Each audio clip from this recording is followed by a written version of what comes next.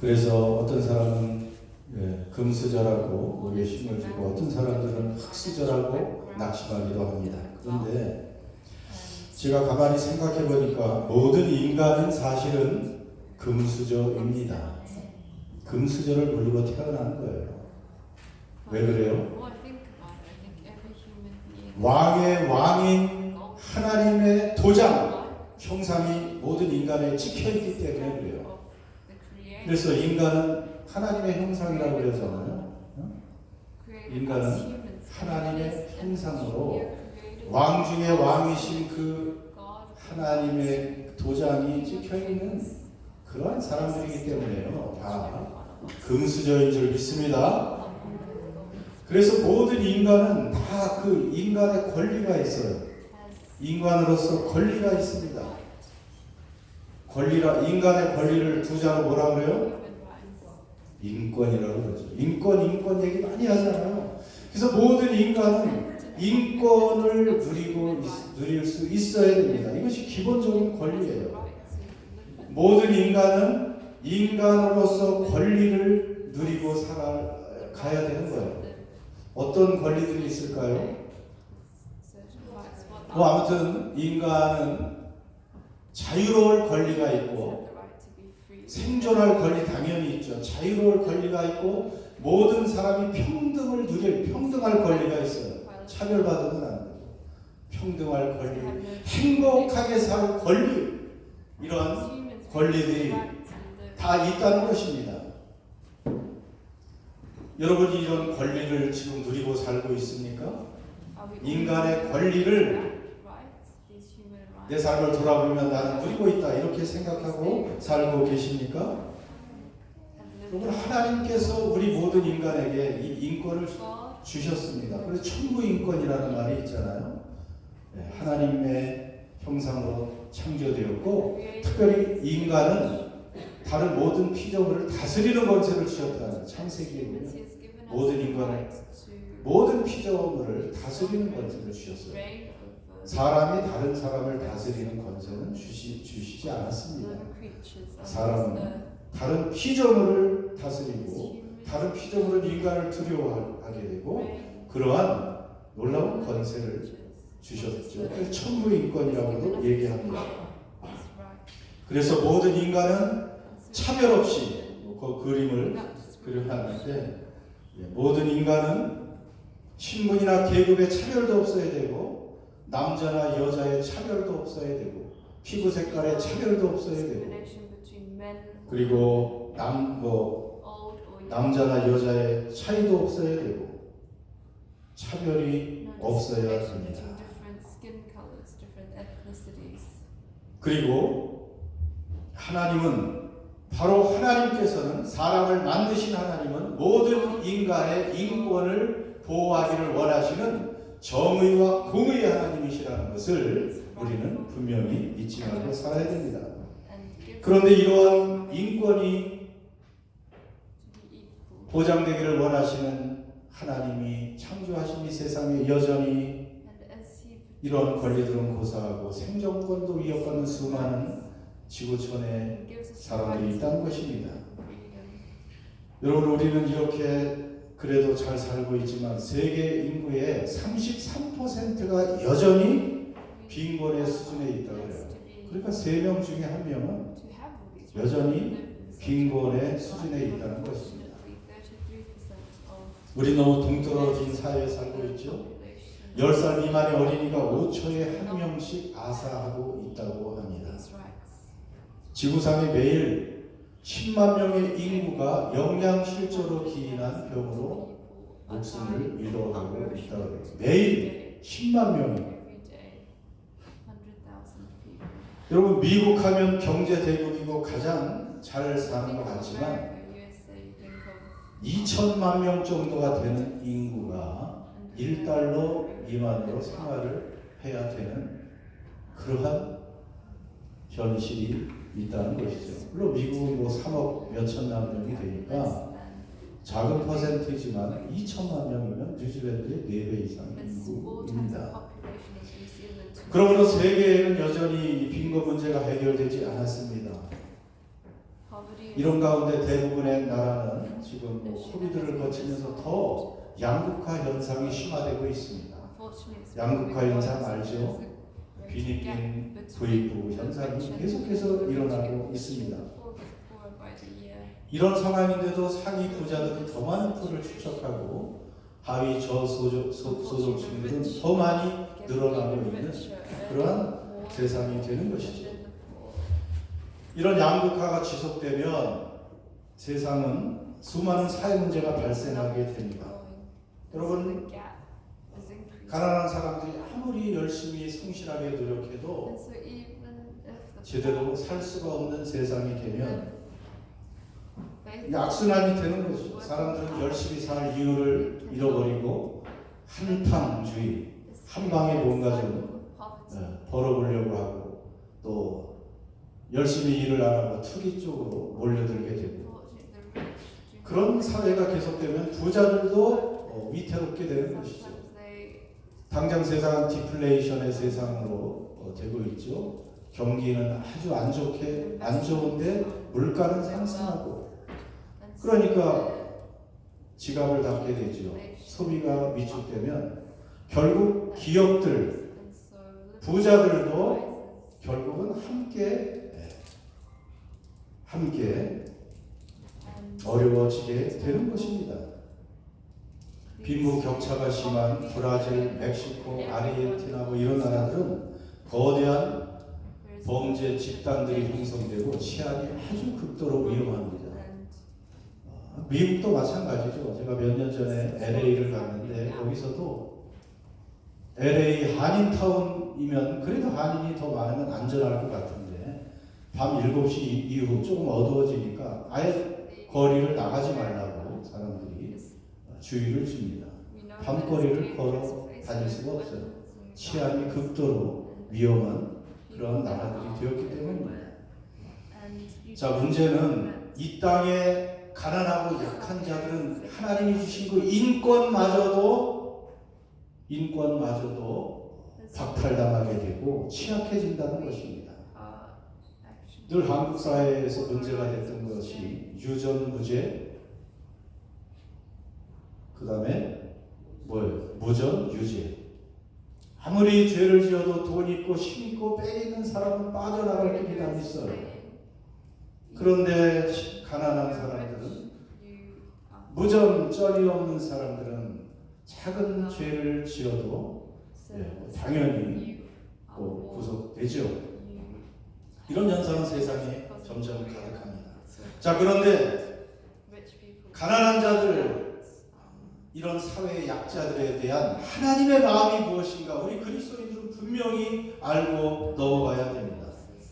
여러분, 오늘 말씀 가운데 먼저 찾아보겠습니다. 21절, 22절. 그럼 제가 아까 읽었기 때문에 읽습니다. 너는 이방 나그네를 압제하지 말며 그들을 학대하지 말라. 너희도 애굽 땅에서 나그네였습니다. 너는 과부나 고아를 해롭게 하지 말라. 여러분, 고대 이방 나그네들, 과부와 고아들은 바로 사회적인 약자로 가난한 자들이었잖아요. 근데 하나님은 힘있고 부한 자들에게 관심이 있는 것이 아니고 이 약자들에 관한 관심이 있으신 하나님이시라는 거예요. 여기는 에일리언이라고 되어 있죠. 이방 나그네 에일리언. 제가 여기서 보니까 그냥 마스크 쓰신 분들은 다 에일리언 같아요. 에일리언. 외계인이라고 우리는 배웠는데 에일리언이 사실은 이방인이라는 뜻이에요. 제가 몇십 년 전 영국에 처음 갔을 때 경찰서에 반드시 가서 에일리언 오피스를 찾아가야 돼요. 에일리언 오피스에 가서 신고를 해야 됩니다. 나는 다른 나라에서 왔습니다. 처음에 기분이 굉장히 이상하더라고요. 내가 외계인인가? 에일리언은 나그네들이고 외국에서 그 국가를 떠나서 온 사람들입니다. 또 땅이 없으니까 이 사람들은 가난할 수밖에 없고요. 과부나 고아는 당연히 그들이 부당한 착취를 당하기 때문에 어느 사회나 이 죄인들이 자기들의 이익을 도모하기 위해서 이런 사람들을 착취하기 때문에 사회적 약자가 될 수밖에 없습니다. 그러나 하나님은 분명히 이들을 압제하지 말고 학대하지 말고 해롭게 하지 말라고 말씀하시고요. 23절 24절 만일 그들을 해롭게 하므로 그들이 내게 부르짖으면 내가 반드시 부르짖음을 듣는데 하나님의 노가 맹렬함으로 내가 칼로 너희를 죽이리니 너희 아내는 오히려 과부가 되고 너희 자녀는 고아가 되리라. 얼마나 무서운 하나님의 말씀입니다. 하나님이 얼마나 가난한 자, 사회적 약자들을 이렇게 민감하게 세심하게 살피시는지, 그들이 혹시 그러한 불이익을 당하고 압제를 당해서 죽겠습니다 하면 그렇게 한 사람을 하나님이 보호하신다는 무서운 경고입니다. 왜 그렇습니까? 우리 하나님은 자비로우신 하나님이십니다. 자비로우신 하나님. 물론 27절 우리가 읽은 마지막 절에 자비로운 하나님이십니다. 우리 하나님은 컴패션입니다. 하나님은 자비로우신 하나님이기 때문에 그 하나님의 형상으로 창조된 인간들이 학대를 당하고 멸시를 당하고 불이익을 당하고 착취당하는 그 모습을 하나님은 같은 심정으로 느끼신다는 거예요. 하나님은 자비롭다는 것은 이 컴패션이라는 말은 같은 심정으로 느끼는 거예요. 그 가난한 자들이 고통당하는 그 고통을 하나님은 똑같은 감정으로 강도로 느끼신다는 것입니다. 하나님이 얼마나 자비로우신지 여러분, 저는 그 전으로 레위기 19장 9절에서 10절 밑에 하나님의 마음이 이렇습니다. 한번 같이 읽어보세요. 너희 땅에 곡물을 벨 때에 너는 반 모퉁이까지 다 거두지 말고 너의 떨어진 이삭도 줍지 말며 너의 포도원의 열매를 다 따지 말며 너의 포도원에 떨어진 열매도 줍지 말고 가난한 사람과 탐기를 위하여 버려두라. 나는 너희 하나님 여호와니라. 하나님의 백성에게 이렇게 세심하게 그들도 같이 먹고 살아야 되지 않겠니 하면서 관심을 가진 하나님이십니다. 잠언 14장 3절의 말씀도 있습니다. 오늘은 말씀을 좀 많이 보겠습니다. 잠언 14장 3절 함께 읽겠습니다. 가난한 사람을 학대하는 자는 그를 지으신 이를 멸시하는 자요 궁핍한 사람을 불쌍히 여기는 자는 주를 공경하는 자니라. 여러분, 가난한 사람을 학대하고 함부로 대하는 사람은 그를 지으신 하나님을 멸시한다고. 하나님은 이렇게 가난하고 힘없는 사람들과 자신을 동일시하시는 그러한 자비로우신 하나님이십니다. 그래서요, 우리 하나님은 이렇게 모든 사람들의 인간의 권리를 보호하시는 정의로운 분입니다. 그것을 정의라고 말하고 공의라고 얘기해요. 여러분 많이 들었잖아요. 정의, 공의. 하나님은 정의롭고 공의로우신 하나님이에요. 물론 이 히브리 말로 정의와 공의가 약간은 다르지만 체덱하고 미시파트라고 약간 다르지만 그래도 결국은 같이 사용합니다. 그것이 더 옳고요. 하나님은 공의롭고 정의로우신 하나님이십니다. 그래서 그런 하나님은 25절에도 그런 말씀이 있죠. 25절 내가 만일 너와 함께한 내 백성 중에서 가난한 자에게 돈을 부어주면 너는 그에게 채권자같이 하지 말며 이자를 받지 말라. 내가 만일 이웃의 옷을 전당 잡거든 해가 지기 전에 그에게 돌려보내라.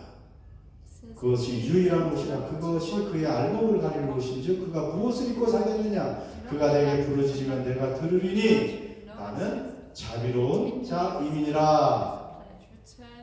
무슨 말씀인지 다 알죠? 이러한 심정으로 우리는 살아야 될 하나님의 백성이라는 것입니다. 그렇기 때문에 하나님의 백성인 우리들은 이 땅에서도 다른 사람의 인권 증진을 위해서 힘써야 됩니다. 가난한 사람, 우리 주변에 가난한 사람, 약한 자들을 그들이 인간의 권리를 가지고 인간답게 살 수 있도록 공의롭고 정의롭게 행동하는 것이 하나님의 백성의 모습이라는 것을 알려주고 있습니다.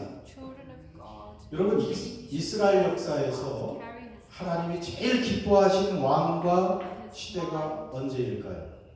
이스라엘 역사에서 하나님이 제일 기뻐하시는 그 왕이 있고 그 왕이 다스리는 시대, 그 나라가 있었습니다. 누구겠어요? 어떤 왕? 솔로몬? 비슷하게 갔는데 솔로몬의 아버지 다윗 사울 다음에 2대 왕인 다윗 왕 하면 여러분 다윗 왕이 얼마나 위대한지 다윗과 솔로몬 시대 이렇게 이어지긴 하지만 그때를 가장 태평성대로 말을 합니다. 다윗이 얼마나 위대하면 예수님이 메시아가 오시면 누구의 후손으로 오신다고요? 다윗의 후손으로 오신다 할 정도로 메시아 구원자는 다윗의 후손이라는 대명사가 붙을 정도로 다윗 왕은 상징적인 인물입니다. 그런데 다윗이 이스라엘을 어떻게 다스렸냐 하면 사무엘하 8장 15절에 있습니다. 다윗이 온 이스라엘을 다스려 다윗이 모든 백성에게 정의와 공의를 행할세. 그러니까 다윗이 어떻게 다스렸어요? 정의와 공의로 다스렸단 말입니다. 그래서 하나님은 그 다윗을 기뻐하시고 그 나라를 가장 부강하게 부유하고 강하게 만들어 주셨다는 것을 알려주고 계시죠. 그래서 다윗의 후손인 메시아 구원자 하나님의 아들이 이 땅에 오셔서 그 나라를 만드실 때도 어떤 나라가 되냐면 이사야 9장 7절 일부만 읽겠습니다. 그가 다윗의 보좌와 왕국 위에 앉아서 이제부터 영원히 공의와 정의로 그 나라를 굳게 세울 것이다. 만군의 주님의 열심히 이것을 반드시 이루실 것이다. 그러니까 결국 메시아의 나라, 하나님 나라, 예수님이 만드신 새로운 그 나라도 무엇으로 다스려요? 공의와 정의. 공의와 정의는 그렇게 우리에게 중요한 것입니다. 우리는 하나님 나라에 예수님을 믿을 때 들어왔어요? 안 들어왔어요? 들어왔어요? 안 들어왔어요? 들어왔다고 제가 지금 한 100번은 얘기하고 있어요. 잊어버려 주시면 감사하고 하나님 나라로 예수님을 믿을 때 옮겨졌다고 그랬어요. 아직 하나님의 나라가 물리적으로 완성되진 않았지만 하나님의 통치 아래 우리가 들어왔기 때문에 우리 하나님 나라로 들어온 사람들입니다. 그런 우리는 하나님처럼 공의와 정의를 이 땅에서 실현하기를 노력하는 것이 하나님의 백성들의 일인 줄 믿습니다. 그래서 여러분 그런데도 이 현실은 교회나 그리스도인들이 그렇게 생각을 합니다.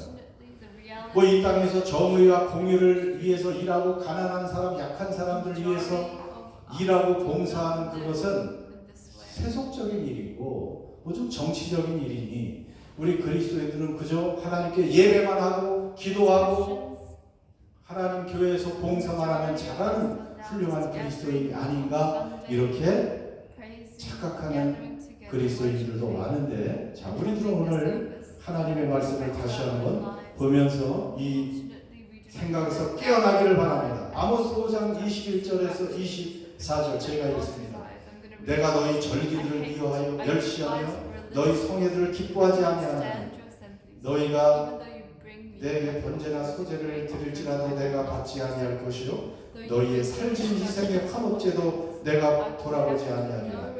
내 노랫소리를 내 앞에서 그칠지어다 내 비파소리도 내가 듣지 아니하리라. 24절 같이요. 오직 정의를 물같이 공의를 마르지 않는 강같이 흐르게 할지어다. 그러니까요 많은 이스라엘 백성들이 정의와 공의 행하기를 잊은 채 하나님의 자비하심으로 주변의 사람들에게 공의와 정의를 베푸는 것을 잊은 채 절기들을 지키고 성회들을 지키고 하나님 앞에 번제와 소제를 드리고 살찐 짐승들을 잡아드리고 하나님 앞에 연주하고 노래를 하면서 찬양을 했는데 여러분 공의와 정의 없는 그것이 빠진 예배나 찬양은 집어치우라고 말씀하신 정도로 여러분 하나님은 공의와 정의를 원하시는 하나님이세요. 내 주변에 내가 속한 사회에 정의나 공의는 무관심한 채 잊어버린 채 나만 하나님 앞에서 찬양하고 예배하면 되지 하면 여러분 그것이 안 된다는 거예요.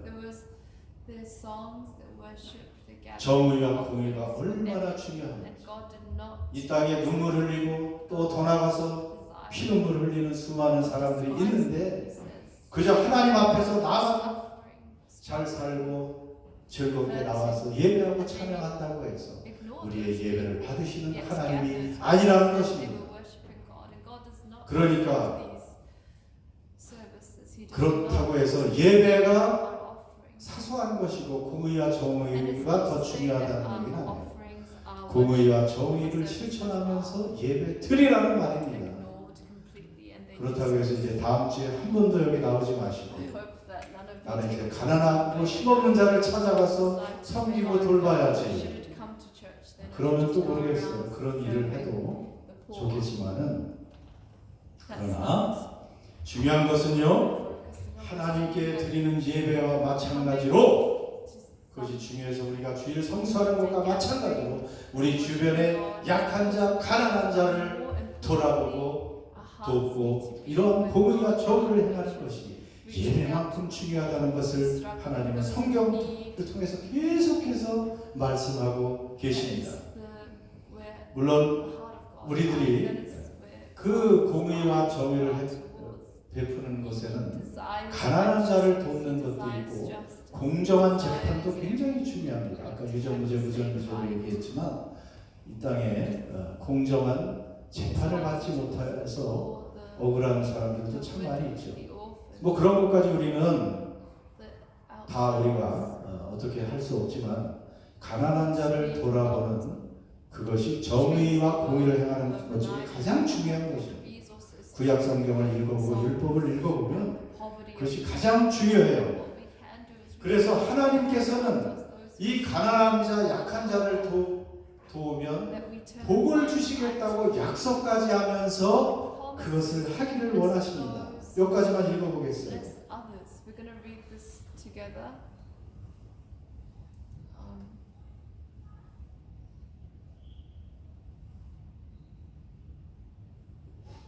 어디에 있나?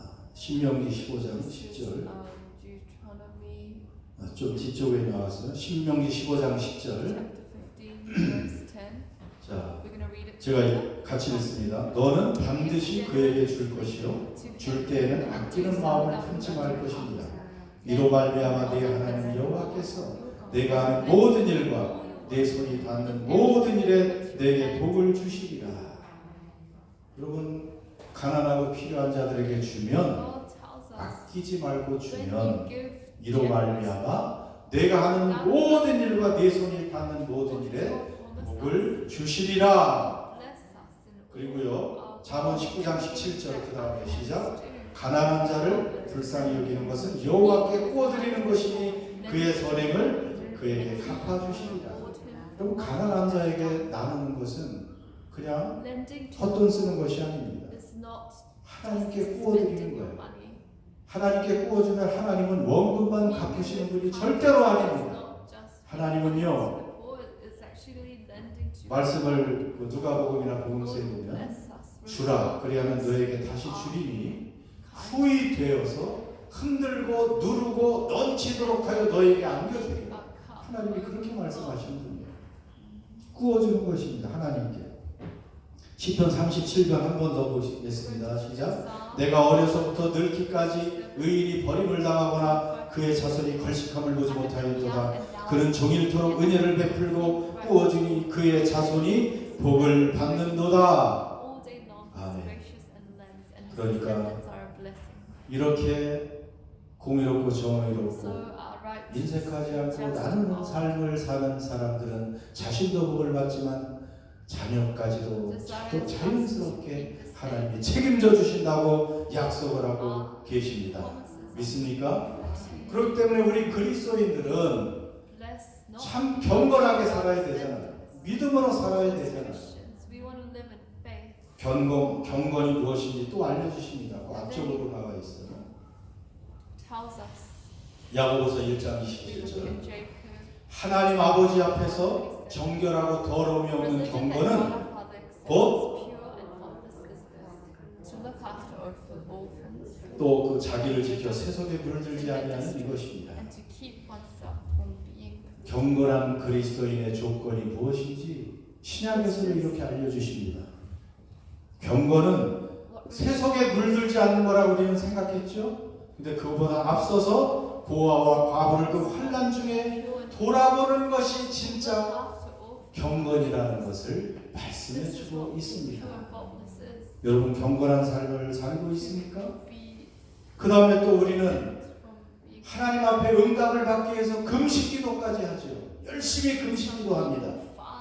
그런데 하나님은 진짜 금식기도, 하나님께 응답받는 금식기도가 무엇인지 이사야 58장에 알려주고 있습니다. 제가 읽습니다. 나의 기뻐하는 금식은 흉악의 결박을 풀어주며, 우리가 누군가를 결박하고 있다면 그것을 풀어주고 멍에의 줄을 끌어주고 압제당하는 자를 자유롭게 하고 멍에를 꺾는 것이 아니겠느냐. 또 줄인 자에게 내 식물을 나눠주며 방황하고 유리하는 빈민을 내 집에 들이며 벗은 자를 보면 입히며 내 보육을 피하여 스스로 숨지 아니하는 것이 아니겠느냐. 여러분 이것이 금식이라는 거예요. 이런 일도 하지 않고 하나님께 기도하고 또 밥도 먹지 않고 금식하며 기도한다 한들 그것은 단식 농성일 뿐이고 아무런 효과가 없다는 거예요. 이렇게 삶 속에서 가난하고 약한 자를 위해서 공의와 정의를 실천하는 그 사람은 바로 금식 기도하는 효과를 가져온다는 사실을 성경은 알려주고 있습니다. 이런 사람의 기도를 들으시는 하나님이에요. 시간이 짧아서 얼마 하지 못하지만 여러분 성경은 너무나 많이 이런 말씀이 나와 있어요. 가난하고 약한 자들의 인권, 정의와 공의에 관한 그 보배로운 말씀들이 가득 찬 것이 성경의 말씀이고, 그렇다면 우리 그리스도인들이 그렇게 해야 된다는 것입니다. 가난함과 약한 자들에 대한 이 하나님의 명령에 불순종하고 무관심하는 것은 여러분 죄고 하나님이 무섭게 심판하신다는 것을 아까 벌써 23, 24절에 읽었고요. 이사야 10장 2절에도 보면 그런 말씀이 또 나와 있습니다. 이사야 10장 2절. 가난한 자를 불공평하게 판결하여 가난한 내 백성의 권리를 박탈하며 과부에게 토색하고 부하의 것을 약탈하는 자는 화 있을진저.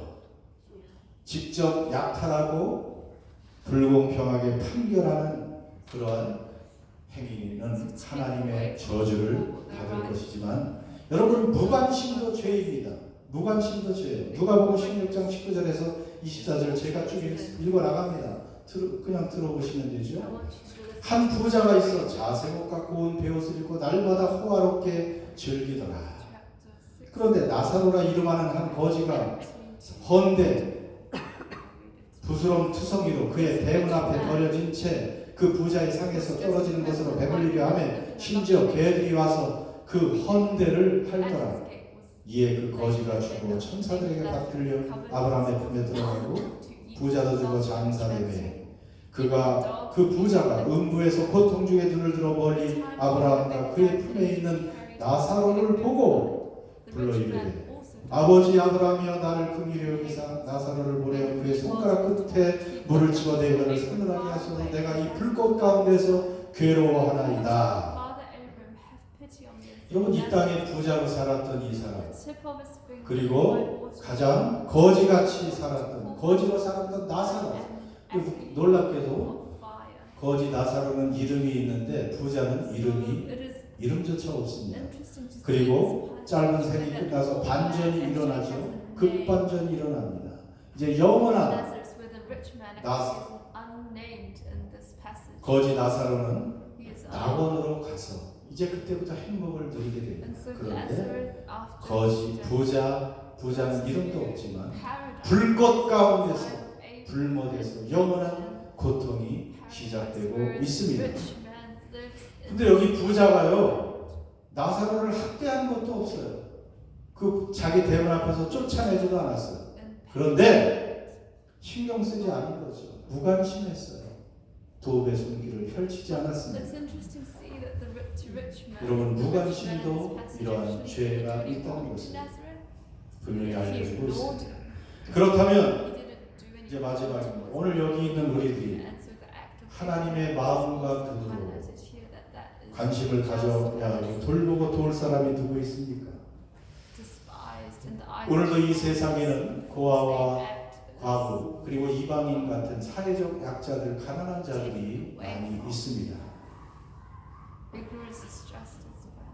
그런데 하나님은 바로 그의 몸된 교회를 통해서 그리고 바로 우리들을 통해서 하나님의 자녀들을 통해서 바로 이렇게 일하기를, 그런 사람을 돌보기를 원하십니다. be his hands and feet and to help those in need. 요한일서 1장에 보면 누가 이 세상 재물을 가지고 형제의 궁핍함을 보고도 도와줄 마음을 막으면 하나님의 사랑이 어찌 그 속에 거할까. 자녀들아, 우리가 말과 혀로만 사랑하지 말고 행함과 진실함으로 하자, 그렇게 말씀하고 있습니다. 그래서 우리들에게 예배만큼 중요한 이 공의롭고 정의로운 행동을 우리가 어떻게 할까? 여러분, 개인적으로도 이 마음을 품고 사시기를 바랍니다.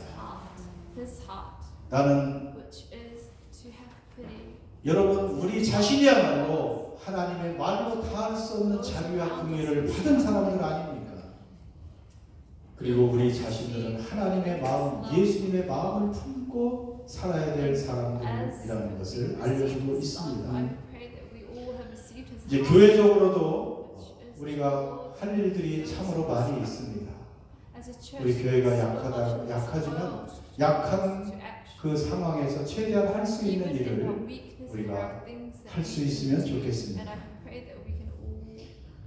지금 우크라이나 러시아 전쟁으로 인해서 그 피해가 간접적으로 우크라이나만 입는 것이 아니고 세계를 강타하고 있죠. 지금 러시아는 가을을 기다리고 있다 그래요.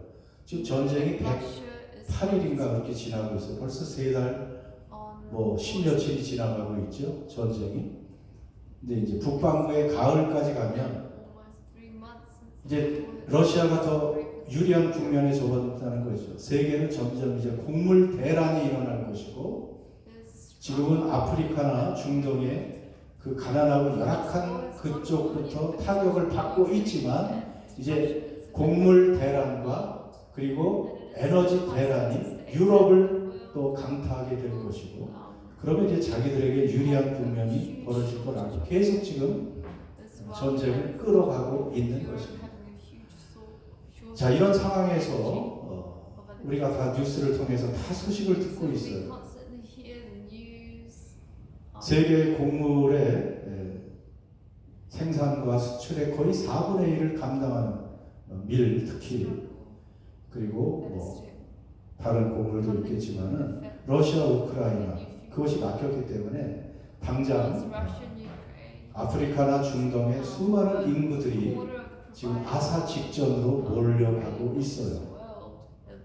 그래서 우리가 그래서 공식력 있는 그러한 구제 기관이 월드비전을 통해서 한 번 구제했지만 이번 기회를 통해서 한 번 더 이상 일단 이례적으로라도 우리 교회에서도 또 이런 구제 손길을 펼쳤으면 좋겠습니다. 그리고 여전히 물론 그 약한 자들부터 그러한 일들이 벌어지기 때문에 그 어린 아이들부터 굶주려 가고 있어요. 그런 아이들을 위해서 우리 교회가 월드비전을 통해서 후원을 하고 있지만 또 임시적으로라도 이번에 한 번 더 할 수 있으면 좋겠습니다. 그리고 뉴질랜드는 그나마 우리가 사는 이곳은 선진국이고 복지국가이고 여러 가지 베네핏이 있어서 약자와 또 가난한 자들을 위한 안전장치들이 있다고 하지만 이렇게 돌아보면 여전히 노숙자들이 있고 그리고 난민들도 저 마누카 쪽에 꽤 많다고 그래요. 몰려 사는 난민들도.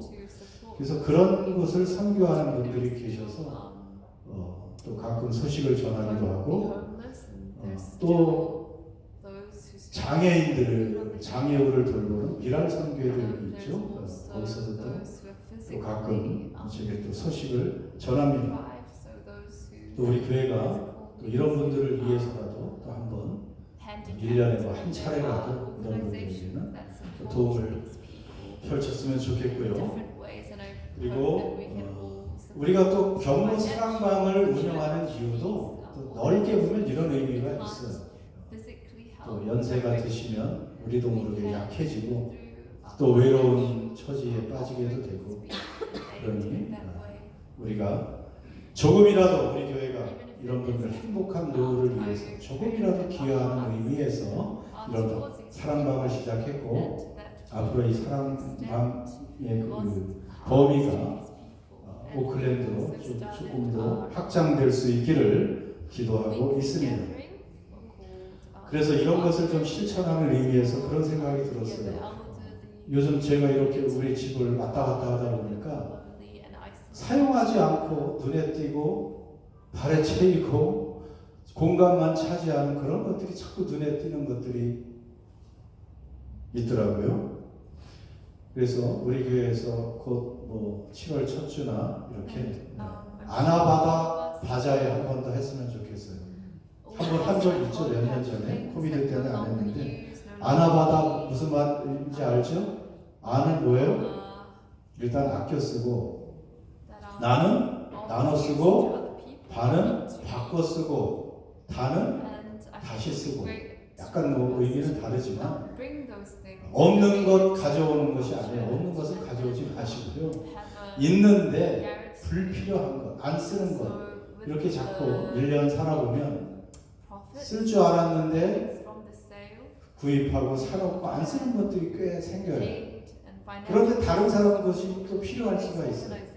그래서 그런 것들을 가져와서 그 싼 가격표를 거기다가 붙여놓고 아주 저렴하게 그래서 우리끼리 또 필요한 사람이 먼저 그것을 이 안에서 교환도 하고 거기서 남은 것들은 그저 뭐 체리티숍에 도네이션 하면 되니까 그렇게 하고 그런 기금과 거기서 나오는 기금과 그 교회 재정을 보태서 아까 전에 말한 이러한 나눔을 한번 또 실천해 보려고 합니다. 우리가 말로만 생각으로 하면 무슨 소용이 있겠어요? 그래서 또 여성교회가 좀 주관해서 그런 일을 했으면 좋겠습니다. 이렇게 그리스도인이 하나님의 자비로운 마음을 가지고 이 땅에 약하고 가난한 자들을 돌보고 공의와 정의를 실천해 하는 것이 예배만큼 중요하다는 것을 그런 것 없이 예배만 드리는 것은 위선이라고 하나님께서 오히려 질책하신다는 것을 오늘 알려주고 계십니다. 그래서 마지막으로 한 절 읽고 마치겠습니다. 잠언 11장 25절 큰 소리로 시작. 풍족하여질 것이요 자기도 윤택하여 지리라. 이 하나님의 비밀입니다. 이 놀라운 일들을 우리가 맛볼 수 있기를 바랍니다. 함께 기도하겠습니다. 자, 오늘 말씀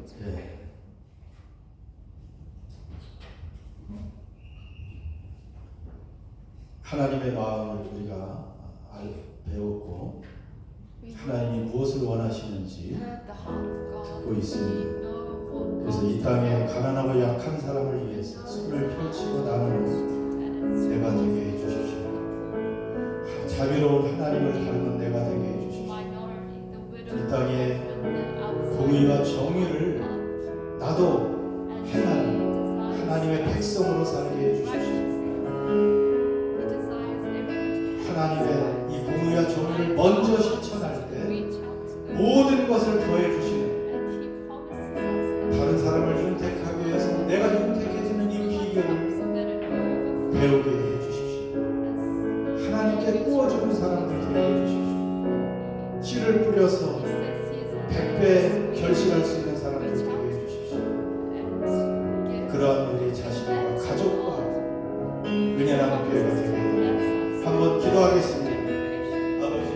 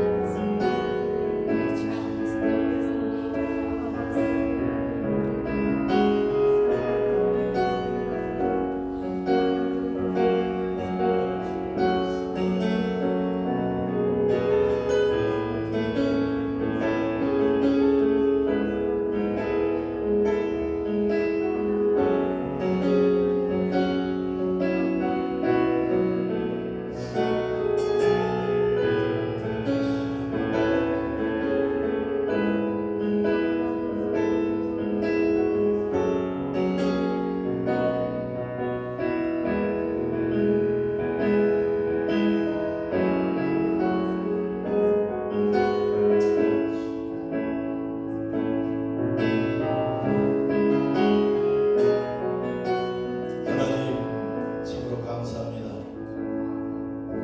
오늘도 하나님의 백성으로 우리에게 주신 그 놀라운 은혜와 복을 인해서 감사합니다.